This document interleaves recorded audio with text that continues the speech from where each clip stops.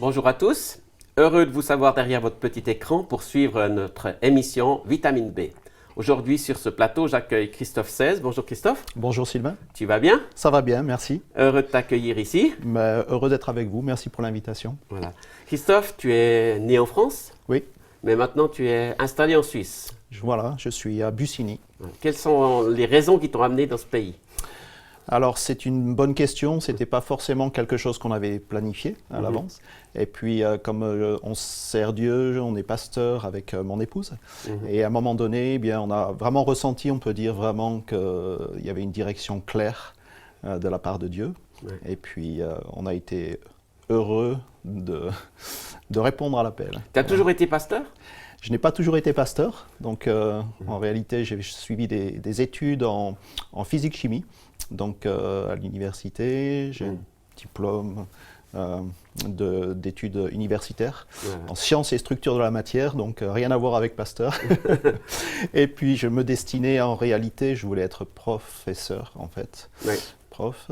Et puis voilà, puis assez rapidement j'ai ressenti l'appel de Dieu, je sentais que vraiment, Dieu m'appelait à une autre direction. Voilà, j'ai eu des arguments avec lui, parce que je voulais vraiment être enseignant, en fait. Voilà. Et puis voilà, Dieu nous a conduits ailleurs. Donc, on a été en Belgique suivre des études théologiques avec mon épouse. Oui. Puis les choses se sont confirmées. Donc, là encore, on a arrêté de se battre avec Dieu. Comment ça se passe, l'appel de Dieu? Il y a une grosse voix qui sort du ciel et puis qui te parle? Alors, ça a été progressif en fait. Oui. Ça s'est fait d'abord en connaissant, d'abord en lisant la parole de Dieu, en écoutant la parole de Dieu. Oui. Quand j'ai entendu la parole de Dieu pour la première fois, c'est ma mère qui a été vraiment touchée par l'amour de Dieu. Oui. Elle a commencé à en parler à la maison et je trouvais que c'était un petit peu bizarre parce que c'était pas habituel qu'on parle de Dieu à la maison. Voilà. Et puis pour la première fois, j'ai été dans un lieu où on annonçait vraiment l'évangile, comme je ne l'avais jamais entendu. Moi, quand j'étais plus jeune, je l'avais entendu, mais c'était plutôt en latin. Pas très intéressant pour toi. Moyennement intéressant. Voilà. Et puis, quand j'ai entendu vraiment la parole de Dieu, l'évangile, il y a eu comme quelque chose qui s'est... j'ai été interpellé. Pas tant par la parole, mais par rapport à ce que les gens vivaient. Il y avait une vie, il y avait quelque chose que je percevais que je ne vivais pas. Et quand j'ai entendu cela, en réalité, j'ai été vraiment touché par cela. Oui. Et ce qui m'intéressait beaucoup aussi, c'était la musique. J'étais interpellé par les musiciens, par ceux qui chantaient Dieu, leur amour pour Dieu. Ça a été... Toi, tu faisais de la musique aussi? Alors, je commençais, Voilà. j'étais guitariste. Et donc, du coup, c'est vrai qu'au moment où vraiment Dieu s'est révélé à moi, il y a eu vraiment une rencontre personnelle. À partir de ce moment-là, ça a été comme vraiment très radical. J'ai vraiment voulu le suivre, avec tous mes défauts, avec tout ce que je n'avais pas compris. Est-ce que tu es une personne exceptionnelle pour vivre ça ou tu penses que c'est accessible à tous? Alors, non, en réalité, j'ai été interpellé par le fait que, justement, il y avait des personnes de toute nationalité, de tout arrière-plan, de toute culture, des personnes qui étaient vraiment d'arrière-plan très, très différents, mais qui vivaient vraiment cette même expérience avec leur réalité personnelle. Donc, chaque témoignage est unique. Oui. Et en même temps, ça m'a permis de voir, effectivement, ça m'a aussi interpellé de voir que des personnes, j'ai notamment rencontré quelqu'un qui était atteint du sida, qui a été guéri par Dieu, touché par Dieu. J'ai rencontré des personnes âgées, des enfants, des adolescents. Une fois, il y a un adolescent qui m'a parlé, et ça m'a vraiment touché, c'est comme si Dieu me parlait. Ça m'a touché. C'est vrai que c'est pas exceptionnel, au contraire, moi je pensais que Dieu ne s'intéressait pas vraiment à moi en fait, que j'étais pas assez, pas assez bien, pas assez bon, pas assez éduqué, pas assez toutes sortes de choses. Donc j'ai été très très surpris quand finalement j'ai été vraiment touché par Dieu et surtout j'ai réalisé qu'effectivement l'appel c'était vraiment pour que tout le monde puisse être sauvé, tout le monde puisse le connaître en fait. Donc la foi, c'est pas que pour les personnes âgées, en fin de vie, qui attendent une issue? C'est une très bonne question, parce que je l'ai pensé pendant longtemps. Oui. J'ai pensé pendant longtemps que, d'ailleurs, ça a été mon cheminement intérieur, quand j'ai entendu l'Évangile, quand j'entendais que Dieu aime tout le monde, Dieu veut que tout le monde soit sauvé, parvienne à la connaissance de la vérité. Oui. Intérieurement, je me suis dit, mais ça c'est pour les personnes âgées justement. Ouais. C'est quand on est proche de la mort. Et ça a été ma réflexion, de dire, je vais attendre d'avoir 90 ans pour prendre ma décision en fait. Je suis intéressé, j'avais 15 ans, 16 ans. J'étais intéressé, mais j'ai dit d'abord, j'ai envie de vivre ma vie d'abord. Mais quand tu as vraiment pris une décision, alors tu étais jeune, finalement. Oui, j'étais jeune, Ouais. c'est vrai. À l'âge, j'ai eu une éducation chrétienne lorsque j'étais enfant. Oui. Et mes parents ne m'ont pas forcément suivi, mais ils ont voulu que je sois éduqué dans une religion. Et puis à l'âge de 9 ans, 10 ans, j'étais les voir, je leur ai dit, mais écoutez, ça ne m'intéresse plus. Ils ont respecté mon choix. Donc il y a eu toute une période où finalement, j'avais laissé tomber. Je pensais que c'était Dieu que j'avais laissé tomber, Oui. mais c'était plutôt le chemin qui me paraissait très compliqué. Oui. Quand je pensais à Dieu, je pensais qu'il y avait quelqu'un, je pensais qu'il y avait un créateur. J'avais cette idée-là. Mais après, ce qui me freinait fortement, c'était de me dire, mais ce que l'on m'a montré comme chemin, c'est trop compliqué.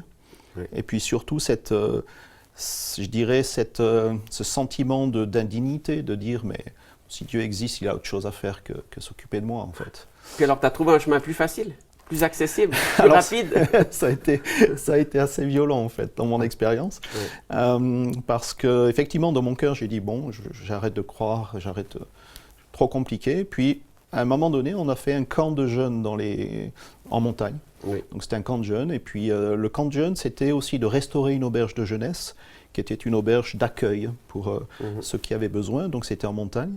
Et à ce moment-là, il s'est passé quelque chose d'assez violent en fait. Hein. On faisait du terrassement en montagne. Oui. Et à un moment donné, avec une grosse masse, il y avait un gros rocher qui empêchait, qui était sur le sentier, qui conduisait à cette auberge de jeunesse. Et au moment où on a voulu casser ce gros rocher pour pouvoir le transporter plus facilement, c'était vraiment assez difficile. Le premier coup de masse, il y a eu un éclat de rocher qui m'a percuté l'œil. Et à ce moment-là, j'ai failli m'évanouir, j'ai eu envie de vomir. Ce que je ne savais pas, c'est que j'ai eu une hémorragie interne. Donc je ne voyais plus rien, l'iris décollé. Enfin, sur le moment, j'ai pas senti la gravité, si ce n'est que j'ai été très très très mal. Et à ce moment-là, dans ce camp de jeunes, il y avait un jeune, en fait, qui était chrétien et qui lui-même m'a amené à l'hôpital. Et pendant le chemin, il m'a dit, mais tu sais, Dieu existe, Christ est vivant, il guérit encore aujourd'hui. Wow. Et il a commencé à me parler comme ça. Et chose extraordinaire, je me souviens, dans mon souvenir, c'était quelqu'un d'assez timide en fait. Et quand il me parlait de Dieu, d'un seul coup, il avait une assurance qui était inhabituelle. Et quand il me parlait, surtout, je sentais intérieurement, c'est comme si les mots, le sens dépassait les mots. C'est comme si je ressentais une présence que je n'avais pas encore connue. Et c'est comme si cette présence me disait, mais c'est vrai ce que tu entends. Wow. Et donc je suis arrivé à l'hôpital, bon c'était assez sérieux, en fait j'ai failli perdre mon œil, en fait. C'était le cas. Et ce jeune est resté avec moi, il est resté à l'hôpital. Wow. Il est resté une nuit, il a prié pour moi, il était obligé de repartir au camp après. Et dans cet hôpital, eh bien, devant la première difficulté majeure, j'en ai eu d'autres, mais majeures de cet ordre-là, à ce moment-là, je me suis retrouvé face à moi-même. Et j'ai réalisé, à l'âge de 16 ans, que finalement la vie pouvait s'arrêter ou pouvait basculer assez rapidement, ce dont je n'avais pas vraiment conscience. Et du coup, j'ai eu cette prière très courte, alors que j'étais vraiment en souffrance parce que plus le médecin, donc j'étais dans un hôpital de montagne, le médecin était un remplaçant, donc je pense qu'il avait un peu moins d'expérience. Et il m'a fait un fond de l'œil, donc il a tiré sur la déchirure, ce qui m'a fait souffrir terriblement. Et en même temps, j'ai vraiment plus qu'une prière. La prière, c'est parler à quelqu'un, en fait, parler à Dieu. Et j'ai dit à Dieu, mais écoute, si tu existes, révèle-toi à moi. Parce que j'avais entendu un petit peu parler, mais là, j'étais face à cette difficulté et j'ai dit, mais vraiment, si tu existes, j'entends beaucoup de personnes qui me disent que tu es vivant. Et à ce moment-là, j'ai dit, écoute, voilà, révèle-toi à moi. Si tu es vivant, guéris-moi. Ça a été un peu un cri du cœur. Et à partir de là, tu t'es mis à lire la Bible alors? Alors, Pas tout de suite. pas tout de suite, parce que j'avais dans mon arrière-plan, ce qu'on m'avait enseigné dans ma religion, ça a été plutôt de dire, donc j'ai été complètement guéri. Wow. Dieu m'a complètement guéri. C'est un miracle. Ça a été un miracle, vraiment. Et surtout, au-delà du miracle, ça a été une façon pour moi de réaliser finalement que Dieu était pas... Il avait beaucoup de choses à faire, mais il prenait le temps de s'occuper de moi. Donc ça a été vraiment une révélation. Ça a été extraordinaire. Et je me suis rendu compte qu'après, pour chacun, Dieu peut prendre le temps. Il peut le prendre et il le prend. Wow. Et ça, c'est extraordinaire. Concernant la Bible, dans ma culture, j'ai dit c'est extraordinaire, Dieu m'a guéri. Alors je vais aller une fois à l'église pour le remercier. Voilà. Je voulais juste aller une seule fois pour lui dire merci, puis après de continuer ma vie. Et effectivement, la Bible, je l'entendais, ça me touchait, Oui. mais j'avais vraiment du mal à la lire, en fait. Pour la bonne simple raison que je sais que je ne la comprenais pas. Ouais. Mais maintenant, tu la comprends mieux? Alors, il y a eu aussi un miracle par rapport à ça. Oui. Parce que c'est vrai que j'avais beau être à l'université, je savais que c'était important de lire la Bible. Et puis, j'avais vraiment un problème, je la lisais, je ne comprenais pas ce que je lisais. C'était vraiment assez terrible. Je commençais, j'arrivais pas, je perdais le fil. Ça a été... Et puis, une fois, dans une réunion, il y a un serviteur de Dieu qui est venu, puis qui a prié pour moi et qui a dit, mais j'ai cette image, je te vois comme manger ce rouleau. Ouais. Et il m'a dit ça, et il a dit, il a parlé, je crois, vraiment d'une manière inspirée. Et il a dit, et Dieu va te donner une nouvelle compréhension. Et à ce moment-là, quand j'ai commencé à lire la Bible, et j'ai commencé surtout à avoir envie de la lire. J'avais envie de la lire, et puis quand je la lisais, je commençais à la comprendre. Et c'est là que j'ai réalisé que la Bible, c'est un livre qui est la parole de Dieu, et qu'on a vraiment besoin. On a beau avoir des diplômes, on sait lire, mais on a besoin aussi d'avoir quelque part l'aide de Dieu pour la comprendre et qu'elle s'éclaire véritablement. En fait. Quel verset as-tu choisi pour nous alors aujourd'hui? Galates 4, 8 et 9. Donc je vais lire ce verset. S'il te plaît, merci. Galates 4. Autrefois, vous ne connaissiez pas Dieu, vous serviez des dieux qui par nature ne le sont pas. Et maintenant, après avoir connu Dieu, et surtout après avoir été connu de Dieu, comment retournez-vous à ces faibles et pauvres principes élémentaires auxquels vous voulez à nouveau vous asservir? Alors c'est ton expérience? Tu as connu, puis tu as abandonné? Oui, alors c'est un verset, justement, quand on parle de compréhension, quand je lisais ce verset, et dans ma compréhension, je me suis dit, mais il y a une période dans ma vie, effectivement, où je ne connaissais pas Dieu, oui. Où j'en avais entendu parler, mais on ne peut pas dire connaître Dieu dans le sens de l'expérimenter. On peut connaître... à distance. À distance, on peut connaître par exemple le joueur de tennis connu suisse, je ne sais pas si on peut dire son nom, mais et on peut voir des matchs d'un sportif célèbre, on peut lire des choses là où il est né, on peut connaître beaucoup de choses, mais on ne peut pas dire qu'on le connaît personnellement. Et c'est un petit peu, ce verset me parle beaucoup parce que ça me parle aussi de ce que j'ai vécu, de dire qu'à un moment donné, j'avais eu beau entendre parler de Dieu, mais je ne le connaissais pas. Je ne connaissais pas vraiment ce qu'il attendait, je ne connaissais pas son amour, son plan aussi, ce qu'il voulait dire pour ma vie. Et du coup, en Christ, qui est la porte s'est ouverte. Et à ce moment-là, Paul le dit, autrefois vous ne connaissiez pas Dieu, mais maintenant vous connaissez Dieu. Il y a comme un avant et un après. Oui. Et cet après, le fait de connaître Dieu, c'est pas simplement d'avoir un atout supplémentaire ou de se dire, bon voilà, moi je connais des choses que les autres ne connaissent pas, mais c'est surtout, ça a ouvert la porte à une espérance éternelle. Ça a été comme une conviction, finalement, j'avais peur de la mort à l'époque. Je me suis dit, il y avait une incertitude, cette angoisse existentielle, de se dire, mais que se passe-t-il après? Je lisais dans le journal récemment que plusieurs choisissent de mettre fin à leur vie, et c'est dramatique. Et c'est la raison pour laquelle c'est aussi important, non seulement pour nous personnellement, mais de le dire aussi, qu'en Christ, il y a de l'espérance. En Christ, il y a une certitude après la mort aussi, de pouvoir connaître et vivre cette assurance avec le Père. Et connaître Dieu, c'est extraordinaire. Dieu veut que tous les hommes soient sauvés et parviennent à la connaissance de la vérité. Donc il y a un désir de Dieu qu'on puisse le connaître. Donc ça paraissait évident.